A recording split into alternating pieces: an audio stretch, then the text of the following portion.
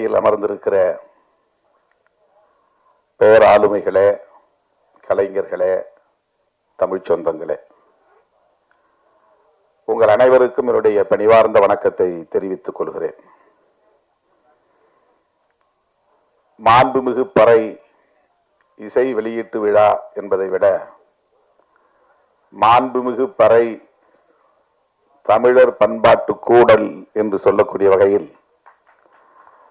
ஒரு இனத்தின் பண்பாடு குறித்து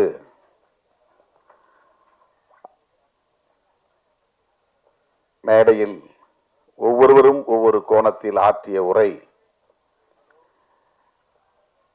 நம்மை ஆழ சிந்திக்க வைத்தது, சிலிர்ப்பூட்டியது. இனி பேசுவதற்கு எதுவும் இல்லை, நன்றி சொல்லி முடிக்கலாம் என்கிற அளவுக்கு அண்ணன் லியோனி அவர்களின் பேச்சும் நம்முடைய தேனிசை தென்றல் அவர்களின் இசையுடன் கூடிய ஒரு இசை உரையும்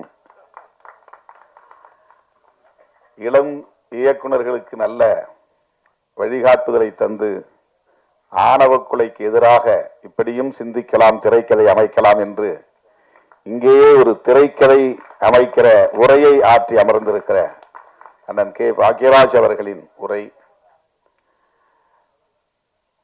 எல்லாவற்றையும் விட தம்பி சிவா அவர்களின் உரை, நம்முடைய கதாநாயகி அவர்களின் உரை எல்லாம் ஒவ்வொன்றும் ஒவ்வொரு கோணத்தில் நம்மை ஆட்டி வைத்தது, வியப்புக்குள்ளாக்கியது.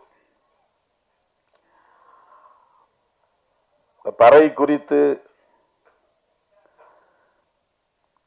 நம்முடைய தமிழர் பண்பாடு எவ்வாறு இருந்தது, நாகரிகம் அடைந்தது என்ற உரையாக இது அமைந்தது. ஒவ்வொருவரும் ஆற்றிய உரைகள். பறை என்பது இன்றைக்கு ஒரு இழிவான சொல்லாக மாறி இருக்கிறது. அதனால் அந்த கருவியும் இழிவாக பார்க்கப்படுகிற சூழல் அமைந்து விட்டது. அந்த கருவியால் ஒரு இனம் இழிவாக கருதப்படுகிறதா அல்லது ஒரு இனத்தால், ஒரு சமூகத்தால் அந்த கருவி குறைத்து மதிப்பிடப்படுகிறதா என்று நமக்கு தெரியவில்லை. ஆனால் இது ஆதி சிவன் அடித்த பறை என்று கவிஞர் சினேகன் அவர்களின் வரிகளில் அண்ணன் தேனிசை தென்றல் அவர்கள் அமைத்திருக்கிற இந்த பாடல் நம் கவனத்தை ஈர்த்தது. சங்கர்பச்சான் அவர்களின் படத்திலே பறை பறை பறை என்று ஒரு பாடல் ராகவா லாரன்ஸ் அவர்கள் நடித்திருப்பார். அது தமிழகத்தில் ஒரு பெரிய தாக்கத்தை ஏற்படுத்தியது. அதன் பிறகு பறை என்கிற சொல் இழிவானதல்ல, அது மாண்புமிகு என்கிற பெருமைக்குரியது என்கிற வகையில இந்த திரைப்படத்திற்கு பெயர் சூட்டியிருப்பது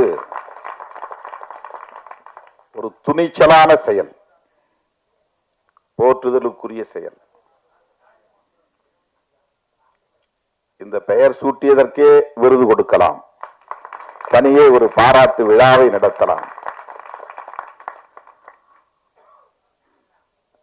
இயக்குனரின் துணிச்சலை, கதை எழுதியவர்களின் துணிச்சலை நான் மனமாற பாராட்டுகிறேன், வாழ்த்துகிறேன்.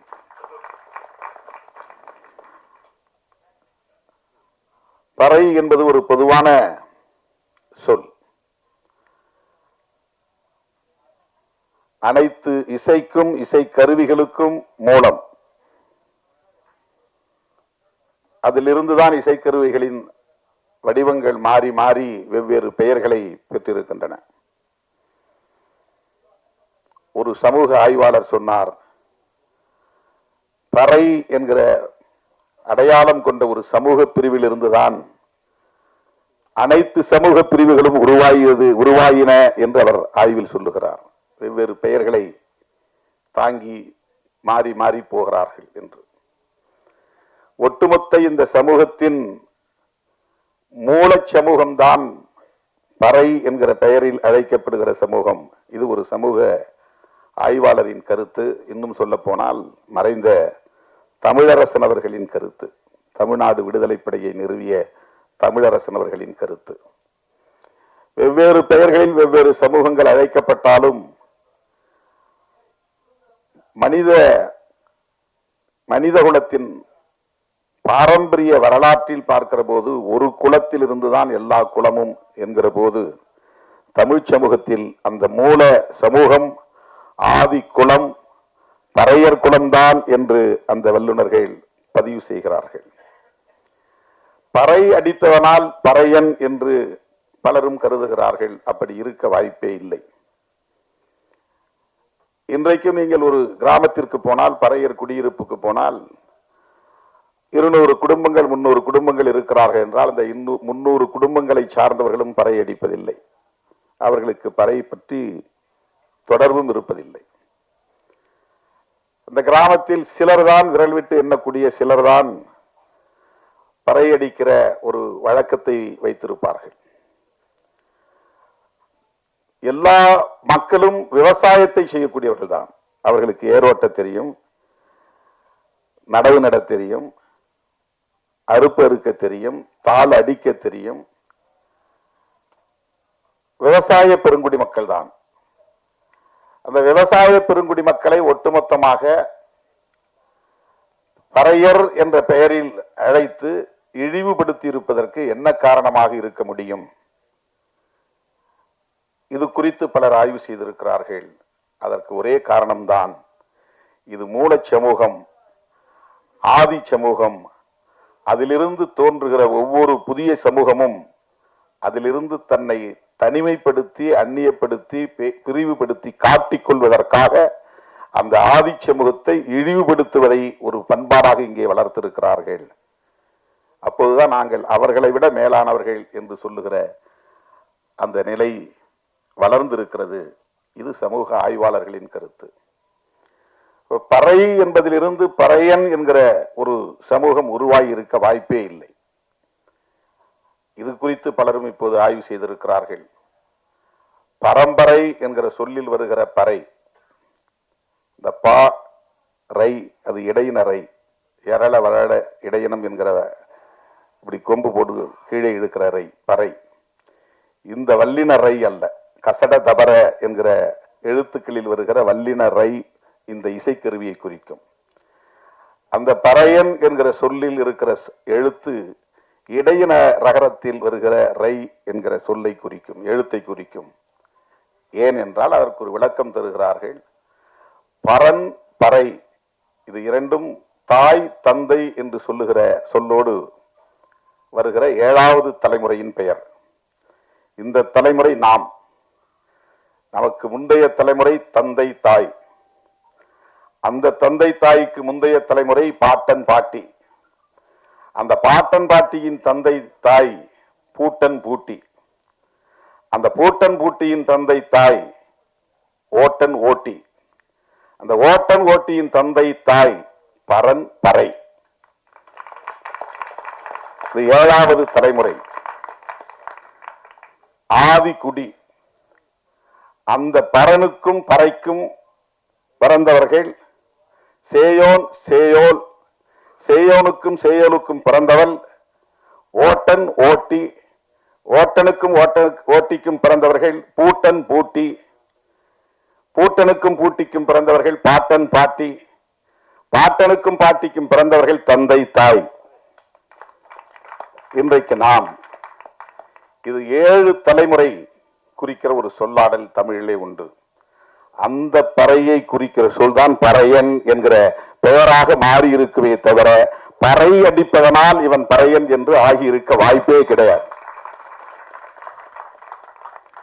ஆனால் சமூகத்தால் ஒடுக்கப்பட்டு, அதிகாரம் பறிக்கப்பட்டு, நிலம் பறிக்கப்பட்டு, ஆயுதம் பறிக்கப்பட்டு, எல்லா வகையிலும் ஒடுக்கப்பட்டு அவன் மேலேற முடியாத அளவுக்கு வீழ்த்தப்பட்ட ஒருவனை பறையன் என்று அழைத்து, அதனால் அவன் பயன்படுத்திய கருவியையும் இழிவாக பார்க்கிற ஒரு நிலை, அவன் பயன்படுத்திய பொருள் என்பதனால் இழிவாக பார்க்கிற நிலை, அவன் பேசுகிற தமிழ் என்பதனாலேயே இன்னும் தூய தமிழ் சொல்லை பேசக்கூடியவனாக இருக்கிற காரணத்தினாலேயே தமிழ் பேசுவதை அவமானமாக கருதுகிற புதிய தலைமுறை வளர்ந்திருக்கிறது. சாதம் சொன்னாதான் மரியாதை, சோறுன்னு சொன்னா அது சேரியில பேசுற பாஷை. சோறு திங்கிறேன்னு சொன்னா அது என்ன சேரி பையன் மாதிரி பேசுறேன். சேரி என்பது சேர்ந்து வாழும் இடம். பார்ப்பனர்கள் சேர்ந்து வாழுகிற இடம் பார்ப்பன சேரி, அது நடைமுறையிலே இருந்திருக்கிறது. பார்ப்பனர்கள் வாழுகிற இடம் பார்ப்பன சேரி. பல்லர்கள் வாழ்ந்து சேர்ந்து வாழும் இடம் பச்சேரி, பல்லு சேரி பச்சேரி. இடையர்கள் வாழ்ந்து சேர்ந்து வாழுகிற இடம் இடைச்சேரி. எல்லா ஊர்களுக்கும் சேரி என்பது பொதுவான பெயர். ஆனால் அது இன்றைக்கு பறையர்களுக்கு மட்டுமே உரிய பெயராக மாறி நிற்கிறது. தோல் கருவிகள், எல்லா கருவிகளும் பறையிலிருந்து தோன்றியது. மற்ற தோல் கருவிகளுக்கெல்லாம் சமூகத்தில் மரியாதை. ஆனால் அவன் பயன்படுத்துவதனாலேயே அது இழிவான கருவி, இழிவான பொருள் என்று பார்க்கிற ஒரு உளவியல் இங்கே கட்டமைக்கப்பட்டிருக்கிறது. இதைத்தான் மாற்ற வேண்டும். பொது உளவியலில் இந்த இழுக்கு இருக்கிறது, அதை துடைத்தெறிய வேண்டும் என்றுதான் பெரியார் கனவு கண்டார், புரட்சியாளர் அம்பேத்கர் கனவு கண்டார். அதைத்தான் நாம் பேசுகிறோம். மரியாதைக்குரிய மாண்புமிகு ரசிக பெருமக்கள் எல்லாத்துக்கும் என்னுடைய பணிவான வணக்கத்தை தெரிவிச்சுக்கிறேன். அதே மாதிரி மாண்புமிகு டிவி, பத்திரிகை மற்றும் அனைத்து ஊடக நண்பர்களுக்கும் என்னுடைய பணிவான வணக்கத்தை தெரிவிச்சுக்கிறேன். இந்த டைட்டில், இந்த மாண்புமிகு அப்படிங்கிறது இந்த நேரத்தில், அது தேர்தல் வர்ற நேரத்தில் இந்த டைட்டில் எல்லாரும் யூஸ் பண்ண போகிறாங்க. ஸோ மேடையில் கூடிய இந்த மாண்புமிகு பறை திரைப்படத்தினுடைய அனைத்து டைரக்டர் உட்பட விஜய் சுகுமார் முதல் கொண்டு அனைத்து டெக்னீஷியன், ஹீரோ, ஹீரோயின் எல்லாத்துக்கும் என்னுடைய வாழ்த்துக்களை அட்வான்ஸாக நான் தெரிவிச்சுக்கிறேன்.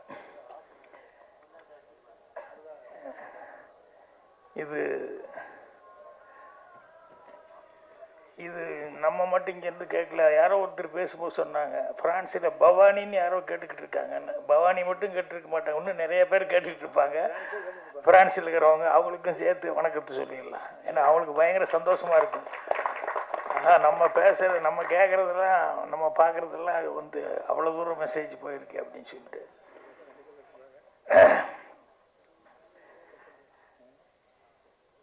அப்பனுக்குள்ள தப்பாம பிறக்கணும் அப்படின்னு சொல்லுவாங்க இல்லையா. இங்க 2 லியோனிசாருக்கும் தப்பாம. இவர் இவ்வளவு காமெடியா பேசுவாருன்னு நான் சிவாவை நான் நினைக்கவே இல்லை. எதுவும் சைலண்டா இருப்பாருன்னு நினைச்சுக்கிட்டு இருந்தேன். ஆனா அவ்வளவு என்னென்ன எதையுமே ப்ரிப்பேர் இல்லை. எல்லாம் மனசில் இருக்கிறது அப்படியே யதார்த்தமாக அவர் என்ன பார்த்தாரு, என்ன கேட்டாரோ அதை அப்படியே கொட்டிட்டாரு. அவர் தியேனி சார்கிட்ட அவரே சொல்லிட்டார். அதுக்கப்புறம் எங்கள் அப்பா அவ்வளோ பைக் பிடிக்கும்போது அப்புறம் எனக்கு அதெல்லாம் வராமல் இருக்குமா அப்படின்னு சொல்லிட்டு ஆட்டோமேட்டிக்காக அவ்வளோ பிரமாதமாக பேசினார். இன்னொன்று தேனிசை தென்றல் தேவா, அவருக்கு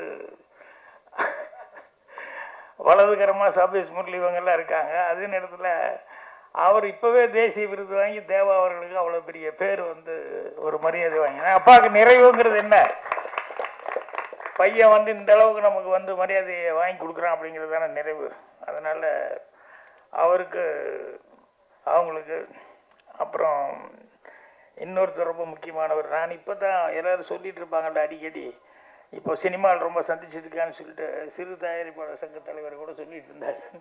யார், தொல் திருமாவளவன் சார் ஐயா அவர்களை அடிக்கடி, நானே அடிக்கடி ஃபங்க்ஷனில் பார்த்துக்கிட்டே இருக்கிறேன், நிறையா சினிமா ஃபங்க்ஷனில். ஸோ இந்த டைட்டிலுக்கு தகுந்த மாதிரி யார் வந்திருக்காங்களோ இல்லையோ, அவர் வந்திருக்கிறது அப்படிங்கிறது அது ரொம்ப ஒரு கரெக்டான ஒரு இது. அவங்க 2 பேர் பேசும்போதும், தேசிய விருது வாங்கினவங்க 2 பேர் பேசும்போது அந்த இதை பற்றி சிறப்பாக அவங்க பேசினாங்க. அது முனுசாமி மனம் விட்டு நிறைய பேசினார். இன்னொருத்தர் பேசிட்டு போன எழில், அவர் பேசிட்டு போனார். அவர் பேசும்போது தான் அவர் கொஞ்சம் ஒரு சின்ன டிப்ரெஷன் மூடில் எங்களை வந்து இது வந்து கூப்பிட்டா இந்த மாதிரி சாவு கடிக்கிறதுக்காக கூப்பிடுறாங்க அப்படின்னு சொல்லிட்டு கொஞ்சம் ஒரு சின்ன ஃபீலிங்கில் சொன்னார். அது ஆக்சுவலாக அப்படி அல்ல. ஏன்னா எனக்கு தெரிஞ்சு இந்த பறை இசை அப்படிங்கிறது வந்து நான் சின்ன வயசில் வந்து இந்த மாரியம்மன் கோயிலில் வருஷம் திருவிழா கொண்டாடுவாங்க. அதில் வந்து அந்த 7 நாள் நோம்பி சாட்டுறது, 14 நாள் வந்து நோம்பி சாட்டுறதுன்னா அந்த கம்ப நட்டு அதுக்கப்புறம் அந்த நெருப்பு இதெல்லாம் வச்சு இதெல்லாம் பண்ணி ஒரு 7 நாள் 14 நாள்னு சொல்லி இது பண்ணுவாங்க. அப்போ மெயினாக வந்து அந்த கம்பத்தை சுற்றி தினம் வந்து அடிக்கிறது இந்த பறை அடிச்சுட்டு இவங்க ஆடுறது தான். நான் வந்து சின்ன வயசில் இருக்கும்போது ரொம்ப இன்ட்ரெஸ்டாக அதில் போய் ஆடுவேன். ஆடிட்டு வீட்டில் அடி வாங்குவேன். என்னென்னா இதெல்லாம் நம்ம செய்கிற வேலையாடா அப்படிங்கிற மாதிரி எல்லாம் சொல்லுவாங்க. அப்போ அந்த காலத்தில் அதெல்லாம் வந்து இது நம்மெல்லாம் செய்கிற வேலை இல்லைன்னாங்க. ஆனால் இப்போ எல்லாமே மாறிடுச்சு. ஏன்னா அதில் அது விளையாடும்போது ரொம்ப எனக்கு காமெடியாக ரசித்து அவங்க அதை பறையடிக்கும் போது ஆடிட்டு இருப்போம். அப்போ சில பேர் வந்து அவன் ஆட 1ஆம் அடி அப்படிம்பான், உடனே அவர் அடிச்சிருப்பார். 2ஆம் அடி போடு அப்படிம்பான். அப்புறம் நாங்களும் எல்லாம் ஆடிக்கிட்டே இருப்போம். இவன் பாட்டு 3ஆம் அடிம்பான். அவன் மாற்றி மாற்றி அடிப்பான். ஆனால் இவன் போடுற ஸ்டெப்பு ஒரே ஸ்டெப்பாக தான் இருக்கும். ஆனால் சொல்கிறது மட்டும் 1ஆம் அடி போடு, 2ஆம் அடி போடு, 3ஆம் அடி போடு அப்படின்ட்டு இருப்பான். நான் இதை ரசிச்சுக்கிட்டு இருப்பேன். இவன் என்ன தெரியும்னு சொல்லிட்டு இப்படி சொல்லிக்கிட்டு இருக்கான். அவங்க ஆனால் மாற்றி மாற்றி அவங்களும் அடிச்சுக்கிட்டு இருக்காங்க. ஆனால் இவன் போடுற ஸ்டெப்பு ஒரே ஸ்டெப்பாக போட்டுக்கிட்டு இருப்பான். அப்படி கோவிலில் வந்து அந்த திருவிழாவில் வருஷம் வந்து அந்த 15 நாள் 14 நாள் சாட்டு 7 நாள் சாட்டுன்னு இருக்குது. அது வந்து அவ்வளோ கோலாகலமாக இருக்கும். அதனால் இது சாமிக்காக அடிக்கிறது தான் அந்த பறை, அப்படித்தான் நீங்கள் நினைக்கணும். இதை வந்து சாவுக்காக அடிக்கிற பறை இல்லை. அதை ஏன் சாவுன்னு சொல்கிறாங்களே ஒழிய, ஆனால் சாவுங்க போது பொதுவாக என்ன சொல்லுவோம், ஜென்ரலாக சாமிக்கிட்ட போய் சேர்ந்துட்டாரு, சாமிக்கிட்ட போகிறாருன்னு சொல்லுவான்.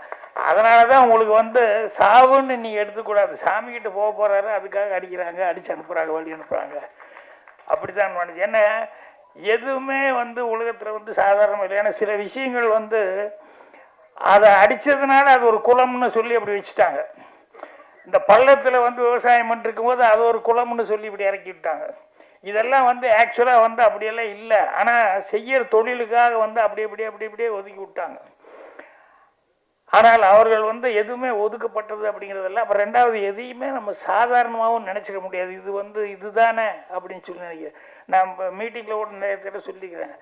சிவாச்சாரி தாவணி கனவுகள் படத்தில் வந்து ஒரு சீன் இவர் வரணும், சாமி கும்பிட வரணும். அந்த பூசாரி வந்து மணி அடிச்சுட்டு தட்டு இது பண்ணிகிட்டு இருப்பான். சிவாச்சாரி உள்ளே வரணும், வந்து நீ வாங்க வராதவங்க வந்திருக்கள் அப்படின்னு சொல்லிட்டு அர்ச்சனை பண்ணவா அப்படின்னு சொல்லிட்டு பூசாரி கேட்கணும். அப்போ சிவாஜி சார் ரெடி ஆகிட்டாரு. அவன்கிட்ட டைலாக் ஒன்று, வாங்க வராதவங்க வந்துட்டு உங்கள் பேருக்கு அர்ச்சனை பண்ணவா அப்படின்னு சொல்லி கேட்கணும். டைலாக் கரெக்டாக பார்த்துக்கோங்கன்னா எல்லாம் பாட்டாங்க. அவர் சிவாஜி சார் என்ன கேட்டார், பாக்கி யார் பூசாரி நடிக்க அந்த பையன் டைலாக் பார்த்துட்டியா, இல்லை செக் பண்ணிட்டேன் அசிஸ்டண்ட்டுக்கெல்லாம் செக், நீ கரெக்டாக செக் பண்ணிட்டியா, இல்லை செக் பண்ணிட்டேனே அப்படின்னு. அப்புறம் சரின்னு சொல்லிட்டு ஒரு 2-3 தடவை கேட்குறாரு. இல்லை கரெக்டாக நடிச்சிருவானா, ஒன்றும் இல்லை அப்படி இப்படின்னு சொல்லிட்டு வாங்க வராதவங்க வந்துட்டீங்க அர்ச்சனை பண்ணவா அவ்வளோதான் அப்படின்னு சொன்னேன். அப்போ ஷார்ட்டப்போ நான் கூப்பிட்டேன். மணி அடிச்சுட்டு இருக்கிறேன், அவர் உள்ளே வர்றாரு. மணி அடிச்சுட்டு இருந்தோம், தட்டை வச்சு போட்டு வாங்க வராதவங்க வந்துட்டு சொல்லணும் அப்படின்னு சொன்னேன். சரின்ட்டாங்க. டேக் அப்படின்னா சிவாஜி சார் வர்றாரு, என்ன அப்படி பார்த்துக்கிட்டே இருக்காரு. என்னடா இவ்வளோ தடவை பார்க்குறாரு, ஒரே ஒரு சின்ன டைலாக் தான் அவன் பேச போகிறான், இதுக்கே இவ்வளோ தடவை பார்க்குறாருன்னு. ரெடி கிளாப்பின் அப்படின்னா ஆக்ஷன் ஒன்றே அவன் மணி அடிச்சுட்டு தட்டை காமிச்சிட்டு அதுக்கப்புறம் வச்சுட்டு வாங்கன்னு சொல்லணும். இவன் மணி அடிக்கும் போது இவனுக்கு 2ம் சேர்ந்து வருதோ ஒழிய இது தனியாக அடிச்சுட்டு இது காமிக்காது வரல. ஒன்றா இது சுற்றும் போது இது வரல, இல்லைன்னா இது அடிக்கும் போது இது. அண்ணா சார் சார் சார் சார் அப்படின்னா சிவாஜி என்ன பார்த்தாரு. நான் தான் கேட்டேனே பாக்கி, நீ கரெக்டாக செக் பண்ணியா செக் பண்ணி, இது எல்லாத்துக்கும் வந்துடாது அப்படி அடிச்சுட்டு பண்ணுறது. அது தினம் பூஜை கீச்சு வீட்டில் பண்ணிட்டு இருந்தால் தான் வரும். இல்லைன்னா அந்த பூசாரிகளுக்கு வரும். நீ பாட்டில் அவனை கூப்பிட்டு வந்து டைலாக் பேச சொல்கிற இது வந்து கொடுத்தீங்கன்னா ஆக்ஷன் கொடுத்தா எப்படி அவன் செய்வான் அப்படின்னு. அது மாதிரி ஒரு சாதாரண விஷயம் மாதிரி நம்ம நினைக்கலாம். ஆனால் அந்த சாதாரண விஷயம் கூட அதுக்கு எவ்வளோ கஷ்டம் இருக்குது அப்படின்னு. அதே மாதிரி நான் சினிமாவுக்கு சென்னைக்கு வரும்போது ஒருத்தர் ஒரு அட்வைஸ் கொடுத்து அனுப்பிச்சாரு. என்னன்னா, எவ்வளோ கஷ்டம் வந்தாலும்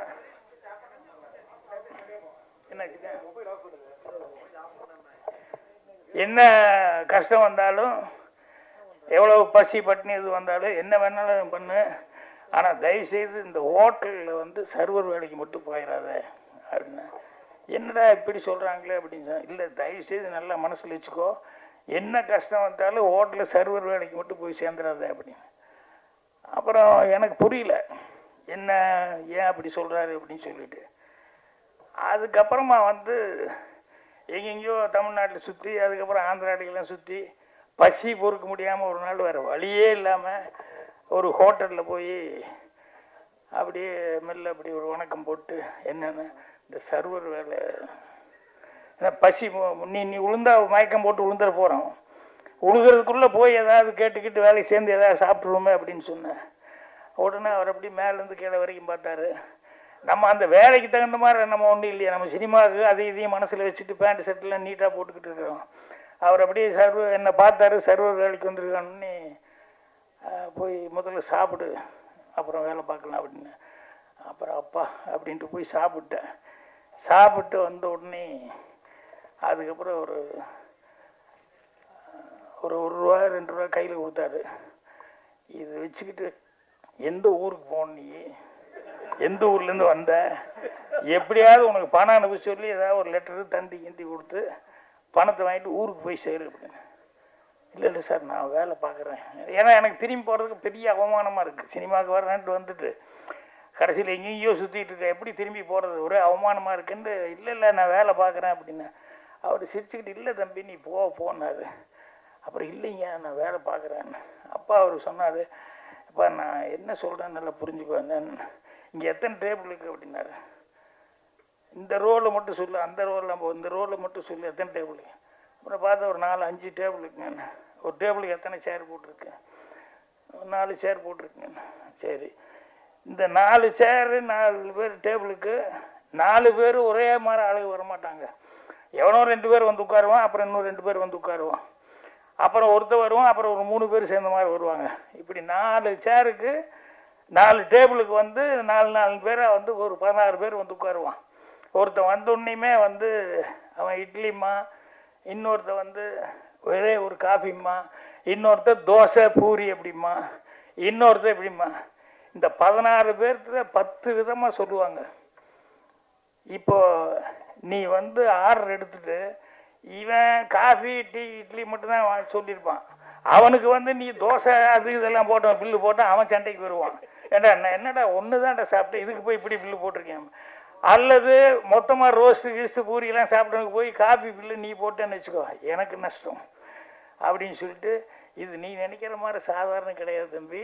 இது வந்து மைண்டில் வச்சுக்கிட்டு எத்தனை டேபிளில் யார் வர்றான் அடையாளம் பார்த்துக்கிட்டு கரெக்டாக அவனுக்கு கொடுத்து கரெக்டாக பண்ணணும் அப்படின்னு சொல்லி.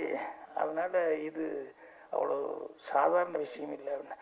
அப்போ தான் எனக்கு மட்டையர் அடிச்சு மாதிரி இருந்தது. அதாவது எந்த வேலைக்கு போகக்கூடாதுன்னு சொன்னாங்களோ அந்த வேலைக்கு நான் லாய்க்கு இல்லை அப்படிங்கிறது அப்போ தான் தெரிஞ்சுக்கிட்டேன். ஏன்னா அதில் எவ்வளோ கஷ்டம் இருக்குது அப்படிங்கிறத. அப்புறம் ஊர்லேருந்து அவர்கிட்ட கேட்டேன், என்னடா இப்படி வந்து சொல்லி அனுப்பிச்சாரு, சர்வருக்கு மட்டும் போகக்கூடாதுன்னு சொன்னார் அப்படின்னா. அவர் ஒரு லாஜிக்கோட சொன்னார். என்னன்னா, இங்கேருந்து சினிமாக்காக வந்து முயற்சி பண்ணும்போது எவ்வளோ கஷ்டம் இருந்தாலும் மறுபடியும் காலையில் இருந்துச்சு பட்டினியோட போகலான்ட்டு தோணும். இந்த சர்வர் வேலை கிடச்சிருச்சுன்னா இடம் ஃப்ரீ கிடச்சிருது, சாப்பாடு ஃப்ரீயாக கிடச்சிருது, அவ்வளோதான். நல்லா சாப்பிடுவோம், நல்லா தூங்குவோம், அப்புறம் எங்கே போய் சான்ஸ் தேடுறது, நீ அதுலேயே செட்டில் ஆயிடுவ, அதனால தானே உன்னை அதுக்கு போக வேண்டாம்னு சொன்னேன் அப்படிமா. இப்படி ஒவ்வொரு விஷயத்துலேயும் வந்து லைஃப்பில் கற்றுக்கிட்ட பாடங்கள் அப்படிங்கிறது வந்து நிறைய விஷயங்கள், நிறைய பாடங்கள் வந்து கற்றுக்கிட்டேன். இப்போ அவங்க இந்த பறை பற்றிலாம் சொல்லும்போது வந்து அது இந்த பொண்ணு காயத்ரி ரொம்ப அழகாக பேச்சு. பறைன்னா என்ன இது அப்படிங்கிறத. ஏன்னா பொதுவாகவே இங்கே தமிழ் பேசுகிறதே தகராறு தான். நிறைய பேர் வந்தால் தமிழ் சுத்தமாக பேச்சு, அதோட பறையை பற்றி கரெக்டாக பேசணுமே அப்படின்னு சொல்லிட்டு கரெக்டாக ப்ரிப்பேர் ஆகி வந்து அழகாக பேசினா அவர். அது ரொம்ப பிடிச்சிருந்தது. ஆரின்னு அவர் சொன்ன மாதிரி அவர் கொஞ்சம் தடுமாறி டான்ஸ் எல்லாம் ஆடி அங்கே ஆட வேண்டியது மிஸ் பண்ணி இங்கே வந்து ஆடி அதையும் வந்து அவர் கரெக்டாக மென்ஷன் பண்ணி பண்ணார். இந்த படத்துக்கு வந்து இந்த பறையை பேஸ் பண்ணி பண்ணுறது. ஏன்னா ஆதி தமிழனுடைய முதல் இசைக்கருவி அப்படிங்கிறது, ஆதி தமிழனுடைய இசைக்கருவிங்கிறது இந்த பறை அப்படிங்கிறது. ஸோ அதுக்கு வந்து மாண்புமிகுன்னு அவர் பேசும்போது கூட அந்த மாண்புமிகுன்னு சொல்லி வச்சது வந்து ரொம்ப அழகாக வந்து அவர் சொன்னார். அந்த டைட்டில் ரொம்ப அழகாக வச்சுருக்காங்க அப்படின்னு சொல்லிட்டு அதான் சொன்னார். ஸோ அதனால் இந்த படத்தில் வந்து இந்த இதை வந்து ரொம்ப நான் மனசுட்டு எனக்கு பாராட்டணும்னு நினச்சது, ரொம்ப ஃபீல் பண்ணி இது பண்ணது வந்து என்னென்னா, ஃபாரினுக்கு போகும்போது எதுக்கு போகிறோம், இங்கேருந்து கை நிறைய 4 காசு சம்பாதிக்கணும் அப்படிங்கிறக்காக தான் இங்கேருந்து ஃபாரின் போகிறோம். ஸோ போனோம்னா அங்கேருந்து எல்லாம் ஊர் உலகெல்லாம் வெட்டு போட்டு போய் அங்கே போய் ராத்திரி பகலும் ஏதாவது 4 காசு சம்பாதிச்சா நமக்கு வேண்டப்பட்டவங்க அனுப்பிச்சோம் அப்படின்னு சொல்லி தான் நினைக்கணும். ஃப்ரான்ஸில் போய் உட்காந்துக்கிட்டு அங்கே சம்பாதிக்கிறோமோ இல்லையோ, அங்கே நம்மளுடைய கலாச்சாரம் என்ன, தமிழ் என்ன, அது என்ன, பண்பாடு என்ன அப்படின்னு இதை நினச்சிக்கிட்டு அந்த சுபாவும் அந்த சந்திரராம் சுரேஷ்ராம் இவங்க கதை எழுதியிருக்காங்க. தமிழ் பண்பாட்டோட ஒரு கதை எழுதி, அதுவும் கூட கமர்ஷியலாக இல்லை, தமிழ் பண்பாட்டோட இதை நினச்சி ஒரு கதை எழுதி அந்த கதையை வந்து நம்ம சுகுமார்கிட்ட வந்து சொல்லி அதை படமாக எடுத்திருக்காங்க போது அவங்களுக்கு எந்த அளவுக்கு ஒரு தமிழ் பற்று இருந்தால் இந்த அளவுக்கு அவங்க ஒரு கதை எழுதி இந்த படமாக பண்ணுவாங்க அப்படிங்கிறது ரொம்ப இதாக இருந்தது. அதனால் அவங்களுக்கு தான் முதல்ல என்னுடைய மனமார்ந்த பாராட்டுக்களை வந்து தெரிவிக்கணும். மாண்புமிகு பறை, இந்த தலைப்பே ரொம்ப அருமையான தலைப்பு. எம்ஜிஆர் அவர்கள் நிறைய படத்துல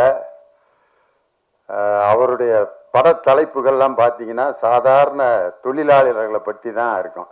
ரிக்ஷாக்காரன், பட ஓட்டி, தொழிலாளி, விவசாயி இப்படின்னு தான் இருக்கும். தலைவன் ஒரு படம் எம்ஜிஆர் படம் வந்துச்சு, அது சரியா ஓடல. காரணம், அவர் வந்து எளிமையான மக்களுக்கான படங்களை நடிச்சு கொடுத்தவர் புரட்சி மக்கள் திலகம் எம்ஜிஆர் அவர்கள். அவருடைய பட தலைப்பும் இந்த பட தலைப்பும் ஏறக்குறைய ஒன்று.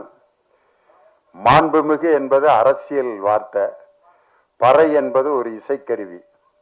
எம்ஜிஆருடைய படத்துல நாடோடி மன்னன், நாடோடிங்கிறவன் ஊர் முழுதும் சுத்திக்கிட்டு இருக்கிறவன், மன்னன் என்கிறது உயர்ந்த ஸ்தானத்தில் இருக்கவங்க.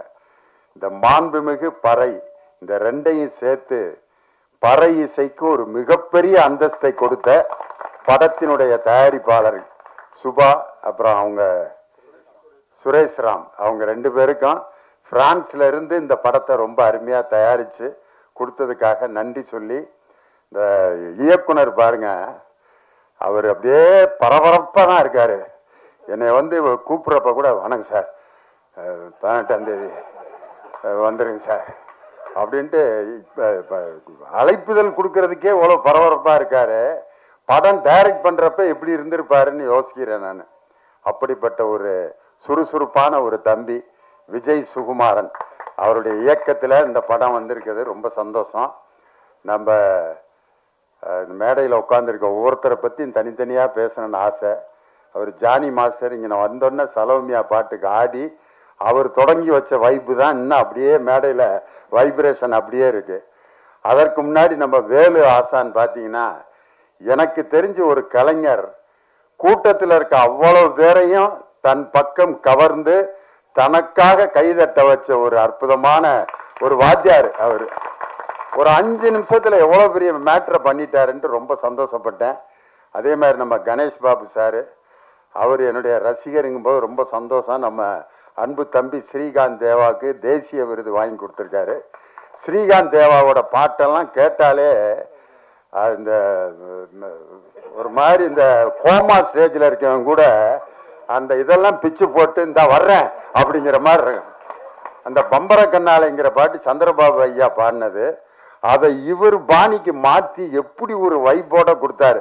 பம்பர கண்ணாலே காதல் சங்கதி சொன்னாலே அப்படின்னு பரபரப்பா ஆக்கி, அவர் வந்து எப்பயுமே ஒரு மெஷின் மாதிரி இயங்கிக்கிட்டு இருக்கிற ஒரு அருமையான இசையமைப்பாளர்.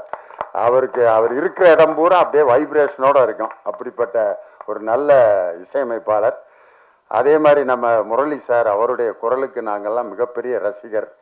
இப்படி மேடையில் எல்லாரும் இந்த மாதிரி ஹீரோயின் பார்த்தீங்கன்னா, நம்ம பல படங்களில் ஹீரோயின்லாம் பேசி கேட்டிருக்கோம். சீவாமந்த் அப்படியே ஃபுல் ஹேரோட தான் வருவாங்க. அந்த ஹேர் முன்னாடி வந்துக்கிட்டே இருக்கும், அதை பின்னால் அப்பப்போ தள்ளி விட்டுக்கிட்டே இருப்பாங்க. நான் இந்த படத்துல நடிச்சது எதுக்குன்னா அந்த ஹேர் இங்க வந்துடும், அப்புறம் அப்படியே பின்னால தள்ளி விட்டு நான் அதை பேசாம இழுத்து ரப்பர் பேண்ட் போட்டு பேசாம இருந்திருக்கலாம். ஒவ்வொரு வாக்கியத்துக்கும் அதை ஏன் இப்படி பின்னாடி தான், அது ஒரு ஃபேஷன் ஆகிப்போச்சு. ஆனா நம்ம காயத்ரி ரமா வந்து எவ்வளவு அழகா ஒரு தமிழ் பொண்ணு மாதிரி ஜட பின்னி கிளிப் வச்சு அந்த வேலையே இல்லாம அவங்க பேசின தமிழும் ரொம்ப அழகா இருந்துச்சு. கிளைமேக்ஸ்ல ரொம்ப அருமையா நடிச்சிருக்காங்கன்னு சொன்னாங்க. என் பையன் நடிச்ச படத்துக்கு நானே பேசுறது எப்படின்னா, என் மகன் என் கிளாஸ்ல இருக்கான், அவன் பேப்பரை நான் திருத்துறப்ப எப்படி இருந்திருக்கேன் யோசனை பண்ணி பாருங்க. அவன் என்ன எழுதினாலும் மார்க் போட்டு தான் ஆகணும். காரணம் இதே மாதிரிதான் ஒரு அப்பா தன்னுடைய மகன் பேப்பரை திருத்திக்கிட்டு இருக்காரு. தமிழ் வாத்தியார் அவர் என் பக்கத்தில் உட்காந்து திருத்திக்கிட்டு இருக்காரு. மாத்திரை என்றால் என்ன அப்படின்னு இலக்கணத்தில் ஒன்று இருக்கு. எழுத்தினுடைய அந்த டைமிங், இக் அப்படிங்கிறது அரை மாத்திரை, காங்கிறது ஒரு மாத்திரை, காங்கிறது 2 மாத்திரை அப்படிம்பாங்க. அதை சொல்லி எழுதணும். மாத்திரை என்றால் என்ன, எடுத்துக்காட்டுகளுடன் விளக்குக. அவன் மறந்துட்டான் படித்ததை. அவனுக்கு தெரிஞ்ச மாத்திரை எழுதியிருக்கான். மாத்திரை என்பது நோய் வந்தால் கொடுக்கப்படும் ஒரு வில்லை. இது அரசாங்க மருத்துவமனையில் இலவசமாக கிடைக்கும். மெடிக்கல் ஸ்டோரிலே காசு கொடுத்தால் தான் கொடுப்பார்கள். அரசாங்க மருத்துவமனையில் கொடுக்கப்படும் மாத்திரையில் தானா ஆனா என்று எழுதி இருக்கும். இதுதான் மாத்திரை அப்படின்னு எழுதிட்டான். ஆனா உண்மையிலே அவனுக்கு மார்க் கொடுத்து தான் ஆகணும். தமிழ் இலக்கணத்தில் மாத்திரை என்றால் என்னன்னா கேட்டிருந்தாங்க, இல்ல மாத்திரைன்னு கேட்டிருந்தான், எழுதியிருந்தான். பெத்த அப்பே ரைட்டு போட்டு மார்க்க போட்டான் 5க்கு 5. இப்ப என் பையன் நடிச்ச படத்துக்கு நானே போய் பாராட்டி பேசுறது அவ்வளவு நல்லா இருக்காது. ஆனா இருந்தாலும் ஒரு பேச்சாளருங்கிற முறையில என்னை கூட்டு வந்து ரொம்ப அருமையா இந்த நிகழ்ச்சிக்கு வந்து என் முன்னாடியே பேசினாரு. ரொம்ப சந்தோஷம். இந்த 2 அப்பா அம்மா இன்னைக்கு மேடையில் ஒன்னா இருக்கான். நானு என் பையன் தேவா ஐயா அவருடைய சன்னு, 2 தலைமுறையும் ஒரே இடத்துல சந்திச்சது ரொம்ப சந்தோஷம். நம்ம தேனிசை தென்றல் தேவா சாரு எங்க குடும்பத்துல ரொம்ப ஒண்ணுக்குள்ள ஒண்ணு. காரணம் அவரோட பாட்டை சொல்லி தான் பயங்கர பட்டிமன்றத்துல ஹிட் ஆனான். லாலாக்கு டோல் டொப்பிமா கண்ணே கங்கம்மா இடுப்ப சுத்தி திருப்பி பாரம்மா அப்படின்னு சொல்லிட்டு இந்த பாட்டு கவிஞர் வாலி ஒரு பெண்ணை பெருமைப்படுத்துவதற்காக எழுதினார் அப்படின்னு சொல்லிட்டு அதுக்கு விளக்கம் கொடுத்தோம். லாலா என்றால் திருநெல்வேலியில் அல்வா கிண்டும் இடம், டோல் என்றால் அடுப்பு, டப்பி என்றால் மாவு வைக்கும் டப்பா. இப்படி அல்வா அடுப்பிலே வேலை செய்யும் கங்கம்மா என்ற பெண்ணே, உன்னுடைய இடுப்பை அடிக்கடி திருப்பி பார், ஏனென்றால் ஸ்டவ்விலிருந்து தீ உன் சேலையில் பற்றிவிடக் கூடும் என்பதற்காகத்தான் கவிஞர் வாலி லாலாக்கு டோல் டோப்பிமா கண்ணே கங்கம்மா இடுப்பு சுத்தி திருப்பி பாரம்மா என்று எழுதியதன் நோக்கம் இதுதான் அப்படின்னு சொன்னோன்னா எல்லாரும் உண்மை. வாலி வந்து என்னை பார்த்துட்டு கண்ணீர் விட்டு அழுதுட்டாரு. சத்தியமா நான் இப்படி நினைச்சு எழுதவே இல்லடா, ஏண்டா இப்படி ஒவ்வொரு பாட்டுக்கும் இப்படி அர்த்தம் சொல்லி உசுர வாங்குறீங்க அப்படின்னாரு. அந்த பாட்டு தேவாண்ணன் பாட்டு அன்னைக்கு தொடங்கினதுதான். அவருடைய பாட்டு எத்தனையோ பாட்டு மேடையில பாடியிருக்கேன்.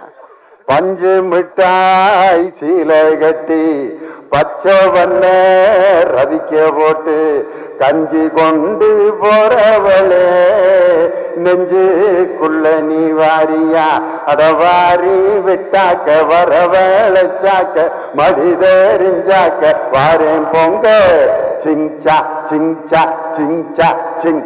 2 பாட்டையும் ஐயா தான் மியூசிக் போட்டார். 2மே எதுல இருந்து எதை கொண்டு வந்து மேட்சிங் பண்ணியிருக்காரு பாருங்க. அவர் வந்து வெறும் கானா பாட்டு வெறும் குத்துப்பாட்டு மட்டும் இல்ல, கர்நாடக சங்கீதத்தில் அவர் எழுதி அவர் இசையமைத்த பாடல்களுக்கு நான் மிகப்பெரிய அடிமை. ஆனந்த பைரவிங்கிற ராகத்துல ஹரிகரன் பாடியிருப்பார். கொஞ்ச நாள் பொறு தொலைவார் ஒரு வஞ்சி கொடி இங்கே வருவார், கண்ணீரண்டில் போர் தொடுப்ப அந்த வெண்ணிலவ தோற்கடிப்ப. ஆனந்த பைரவி ராகத்துல இவ்வளவு அழகான ஒரு பாட்டு. பாட்ஷா படத்துல அந்த பாட்டு வர்ற சீன் இருக்கு பாருங்க. ரஜினி சார் வந்து அந்த மெடிக்கல் காலேஜ் இடம் கொடுக்குறவன்ட்ட எனக்கு என்ன ஒரு பேர் இருக்கு, காதுல போய் சொல்லுவாரு பாட்ஷா அப்படின்னாரு.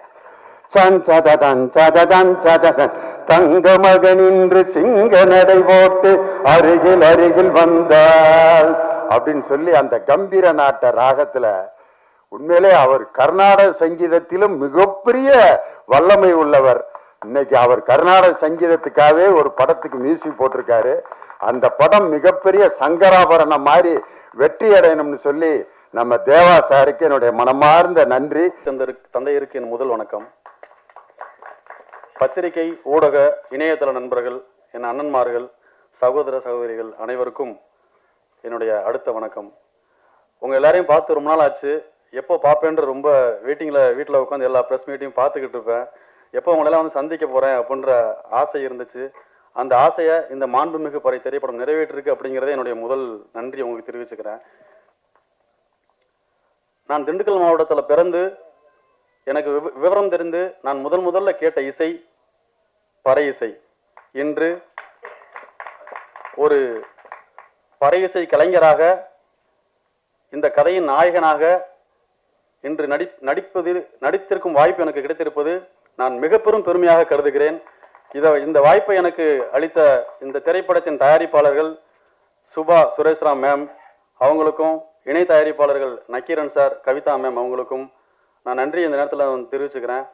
அதுக்கும் மேலே இந்த படத்தில் எனக்கு முத சுகுமார் தான் வந்து என்ற கதை சொல்ல வந்தாங்க. வந்து இந்த கதையை சொன்னாங்க.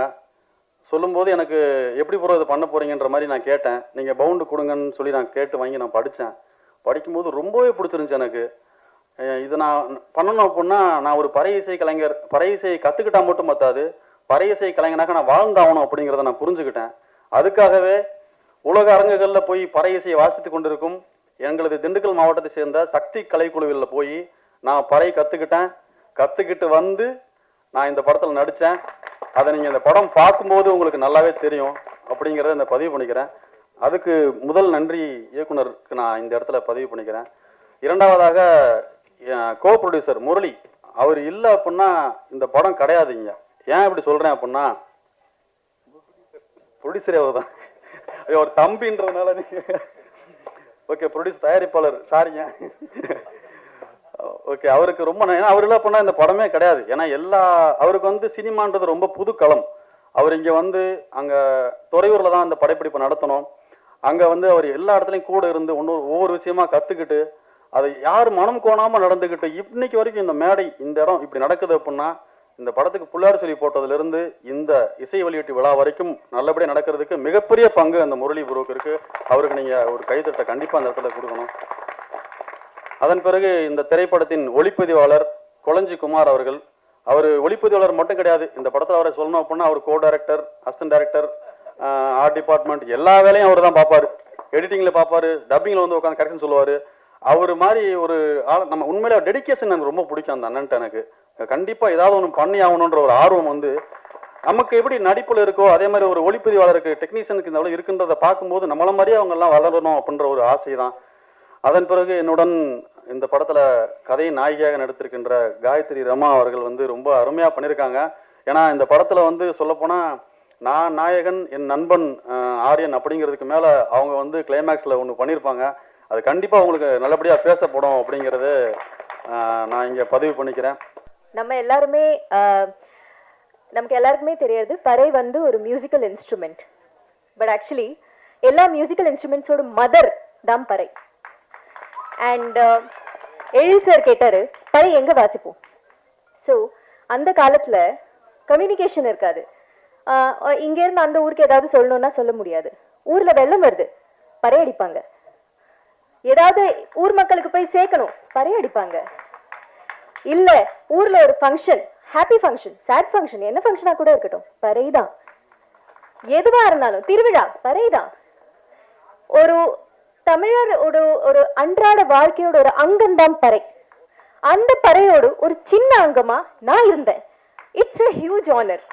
அந்த ஆனரை உலகம் முழுக்க அப்படி ஒரு இவ்வளோ நல்ல அவார்ட்ஸ்லாம் கொடுத்துருக்காங்க.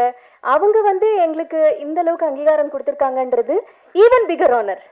அண்ட் நாங்கள் வந்து full team, thank you to the entire team. நான் ஒவ்வொருத்தவங்களோட பேர் சொல்லி இப்போ மறுபடியும் டைம் எடுக்க விரும்பல. பட் மொத்த டீமுக்கும் ரொம்ப ரொம்ப தேங்க்ஸ். அண்ட் என் கூட ஒர்க் பண்ண இந்த டீமை சப்போர்ட் பண்ண வந்திருக்கிற ஆல் டிக்னிட்ரிஸ் ரொம்ப ரொம்ப ரொம்ப தேங்க்ஸ். ரொம்ப சந்தோஷமா இருக்கு, ரொம்ப ஆனர்டா ஃபீல் ஆகுது. அண்ட் வேலு சார், நீங்க என்ன சொல்றது, தெரிஞ்ச சின்ன நாலேஜ்ல சொல்றேன், நீங்க நடுவில் ஒரு கண்டத்தாளம் எடுத்தீங்க, லிட்டரலா என் கண்ணில் தண்ணி வந்துருச்சு. பா, இப்படி அவர் வாசிக்கிறாரு, அதோட ஒரு சின்ன விஷயம் நான் படத்துல வாசிச்சுட்டேனே, பா அப்படி ஒரு மனசுல டச் ஆயிடுச்சு. ஸோ ரொம்ப சந்தோஷமா இருக்கு. அவ்வளோதான். To be honest. And press and media, என்னோட நிறைய படங்களுக்கு நீங்கள் ரொம்ப ரொம்ப சப்போர்ட் பண்ணியிருக்கீங்க, இந்த படத்துக்கும் நிறைய சப்போர்ட் பண்ணுவீங்கன்றது எனக்கு தெரியும்.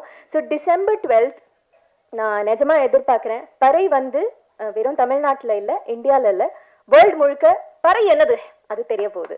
So looking forward. Thank you, thank you so much. வந்திருக்கும் எல்லோருக்கும் வணக்கம். பத்திரிகையாளர்கள், ஊடக நண்பர்கள் எல்லோருக்கும் வணக்கம். மேடையிலே வீட்டிற்கும் மரியாதைக்குரிய டாக்டர் திருமாவளவன் அவர்களுக்கும், நம்ம ஹீரோவுடைய அப்பா லியோனி, தம்பி லியோனி அவர்களுக்கும், மற்றும் எல்லா டெக்னீஷியனுக்கும், நடித்த எல்லாருக்கும் என்னுடைய வணக்கம். இந்த ப்ரோக்ராம் ஆடியோ லான்ச் ஓப்பனிங்லேயே களை கட்டிடுச்சு. அதாவது ஆதி கலை கும்மியம் யாரு இங்க இருந்தாரு,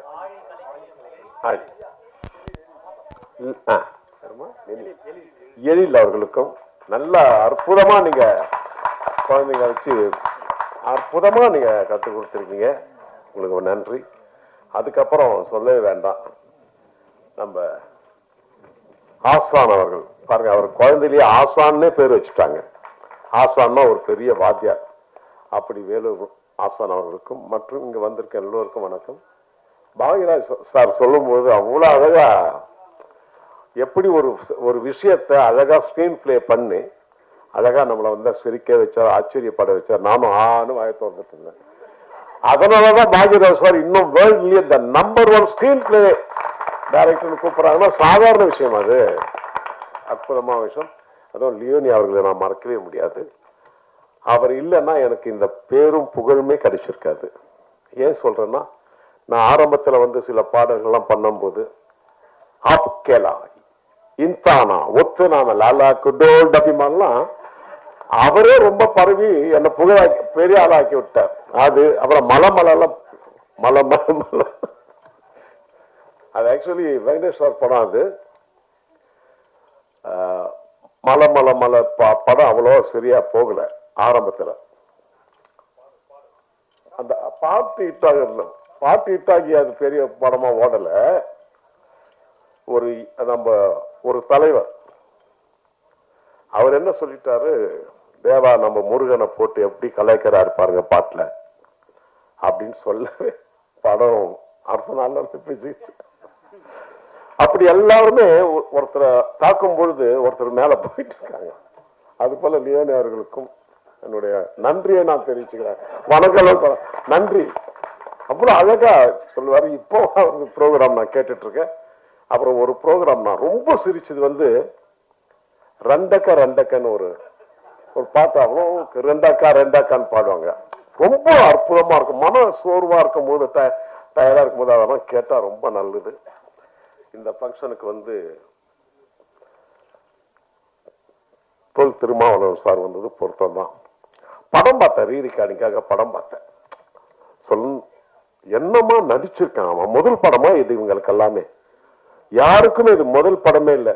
சிவா அவர்களுக்கெல்லாம் முதல் படமா தெரியல, இந்த ஆரியன் அவர்களுக்கு தெரியல. அப்படி அவங்க நடிக்கிறது நமக்கு ரத்தம் கொதிக்குது, அப்படி நடிக்கிறாங்க. அதே போல நம்ம டைரக்டர் விஜய் சுகுமார் அவருக்கும் முதல் படங்கிறாங்க. இல்லை, நான் படம் பார்த்தேன், அவருக்கு முதல் படம் இல்லை. ஏதோ ஒரு 20-30 படம் பண்ணிட்டு டைரக்ட் பண்ண மாதிரி தெரிஞ்சது. அதே போல அந்த அம்மா கிளைமேக்ஸ்ல பின்னிட்டாங்க, காயத்ரியா கிளைமேக்ஸ்ல பின்னிட்டாங்க. அதே போல ஒவ்வொரு டெக்னீஷியனும் சொல்ல வேண்டியவங்கம்மா. அந்த நம்ம ஜானி, எடிட்டர் கொலஞ்சிக்குமார், அவங்க யாரோ ஒருத்தர் சொன்னாங்க, அவரு இந்த வேலை மட்டும் கேமராமேன் வேலை மட்டும் பண்ணல,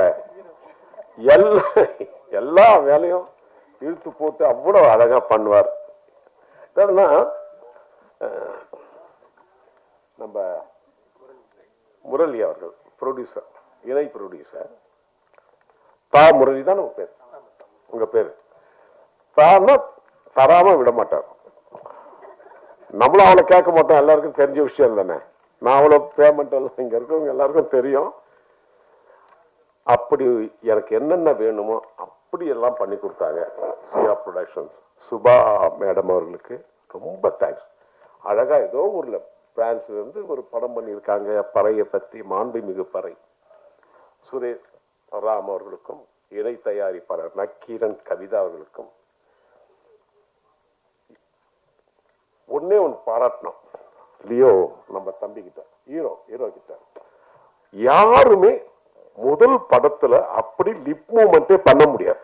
சாங்குக்கு முதல் நீங்க பாத்தீங்க இல்லையா, முதல் ஆதி சிவன் நடிச்ச பறையடா பாட்டு யாருமே அப்படி லிப் மூமெண்ட் பண்ண மாட்டாங்க. இவங்க 2 பேரும் நம்ம ஆரியன் மாதிரி ஒரு தம்பி சிவா மாதிரி அப்படி நடிச்சிருக்கீங்க. ரொம்ப பெருமையா இருக்கு.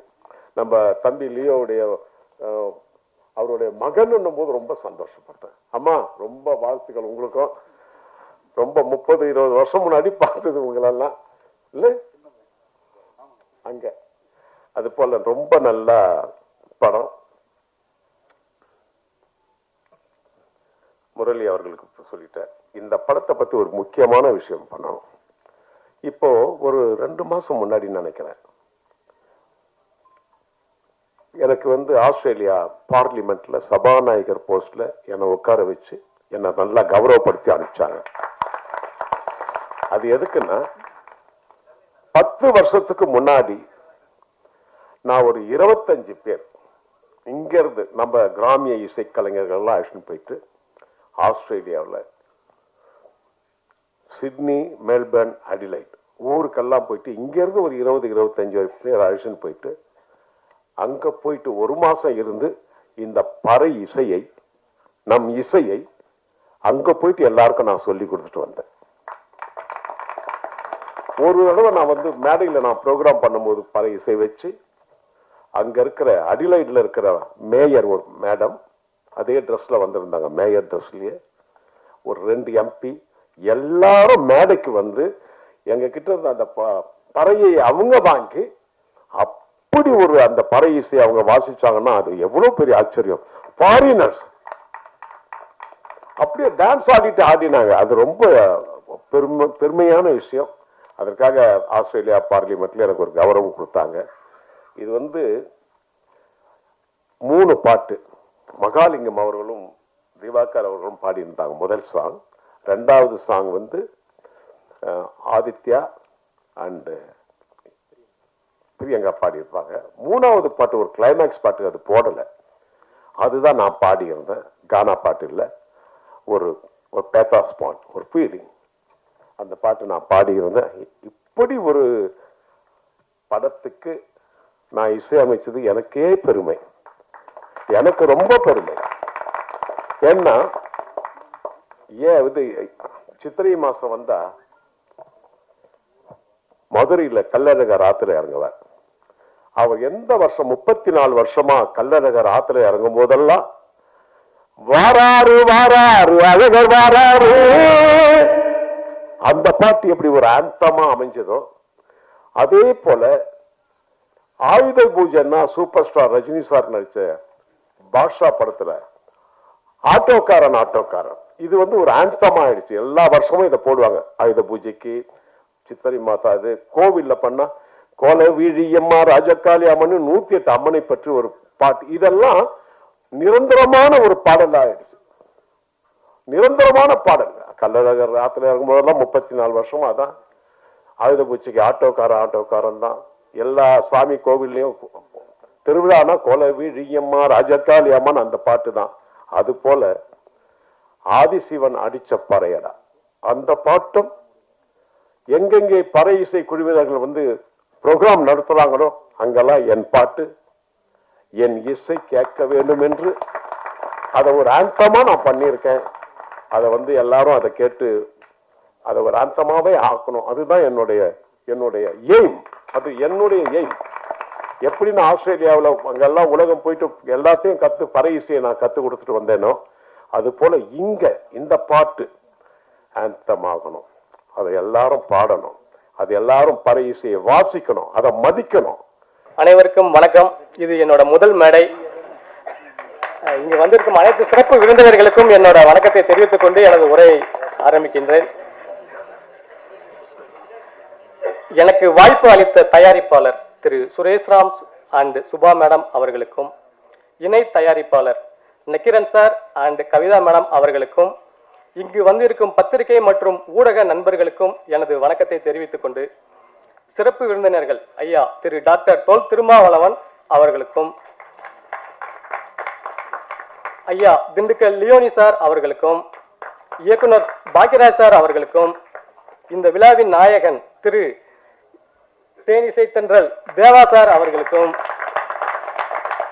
இயக்குனர் வெங்கடேஷ் சார் அவர்களுக்கும், இசையமைப்பாளர் ஸ்ரீகாந்த் தேவா அவர்களுக்கும், பத்மஸ்ரீ வேலுவாசான் அவர்களுக்கும், கலைமாமணி முனுசாமி சார் அவர்களுக்கும், சபேஷ் முரளி சார் அவர்களுக்கும், படத்தின் நாயகன் திரு லியோ சிவகுமார் அவர்களுக்கும், நாயகி காயத்ரி ரமா அவர்களுக்கும், இந்த படத்தில் நடித்த கதாநாயகனின் நண்பனாக வரும் ஆரியன் அவர்களுக்கும், கஜராஜ் சார், ரமா மேடம், நந்தகுமார், காதல் சுகுமார், குணா, தர்மராஜ், சேரன்ராஜ், செல்வகுமார், ஞானவேல், பொன்ராஜ், அசோக் ராஜா, டயகோ எட்வின், கிருஷ்ணா, பிரபு மாணிக்கம், செந்தில், எழில், ஜெயபிரகாஷ் அவர்களுக்கும் என் வணக்கத்தை தெரிவித்துக் கொள்கின்றேன்.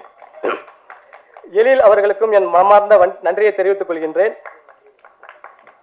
அடுத்து டெக்னீஷியன் டீம்ஸ், எங்க டீமோட எங்க ஆசான் திரு கேமராமேன் திரு குளஞ்சி சார் அவர்களுக்கும், எடிட்டர் பிரேம்குமார் சார் அவர்களுக்கும், இந்த படத்தின் லிரிக்ஸ் சினேகனா அவர்களுக்கும், dance master Thiru Johnny sir அவர்களுக்கும், கோ டைரக்டர் செல்வகுமார் அவர்களுக்கும், டிசைனர் ரஜன் கிருஷ்ணன் அவர்களுக்கும், மேனேஜர் பழனிசாமி சார் அவர்களுக்கும், makeup Bharathi and Saradha madam அவர்களுக்கும் என்னோட வணக்கத்தை தெரிவித்துக் கொள்கின்றேன். இந்த படத்தின் தயாரிப்பாளர் அவர்களின் பிரதர், எங்களுக்கெல்லாம் அவர்தான் இங்கிருந்து இந்த ஷூட்டிங் இங்கே வர்றதுக்கு எல்லாம் காரணகர்த்தாவாக இருந்த executive producer and Murali bro அவர்களுக்கு என்னோட வாழ்த்துக்களை தெரிவித்துக் கொள்கின்றேன், நன்றியும் தெரிவித்துக் கொள்கின்றேன்.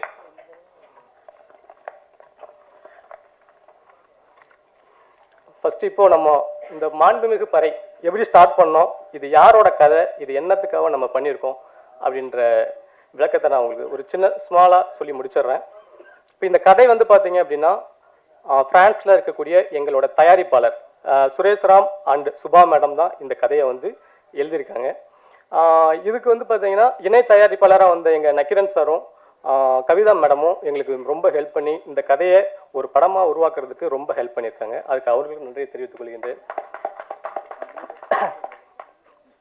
இப்போ இந்த கதை வந்து பார்த்தீங்கன்னா நார்மலாக எல்லாத்துக்குமே தெரியும், என்னடா இவங்க பறை இசை எடுத்திருக்காங்க அப்படின்ட்டு.